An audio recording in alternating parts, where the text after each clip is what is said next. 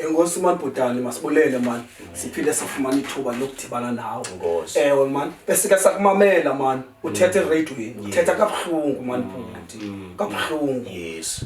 Usixelele into yoba ngaba wena ukhule ngaphandle kotata. Yeah. Sifuna ukuva ke ngakasane into yoba ngaba njengoba ukhulile ngaphandle kotata ukhule njani?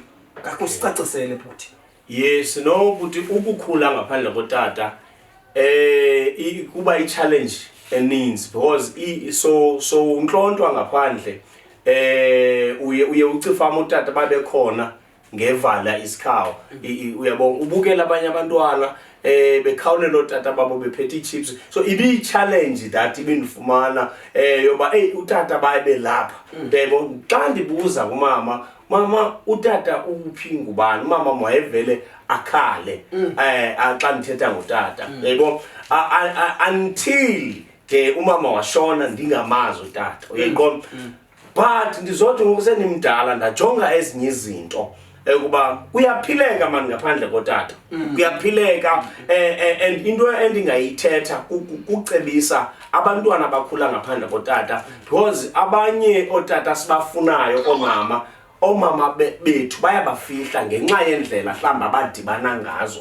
yebo mhlamba omnye wawinwa ethaveni yaba yilonto nje kwabakho wena mhlamba omnye warechwa uyayibona kwabakho wena mhlamba ininzi yabona akamazi utata womntana that's why mama akakwazi ukucacisela and ke xa ungumfana obvious uzamfuna most especially amadoda uzamfuna utata wakho but ndifuna ukutsho kumntana okhulayo ngenatata ufuna ukuthi kuyaphileka without utata ndinguyelo andidingi into ndlala ndityile ke ufutata akekho phila impilo and ungablame umamakho okukhulisileyo akakulahla ngenxa ebungenatata ungamblame tata impilo yakho hamba le journey yakho izawuhanjwa nguwe hayi enkosi Bhuti asivile inoba baxolile nabo bavile bangabuthethe kamnandi hayi ndikuvile enkosi masibulele enkosi thank you thank you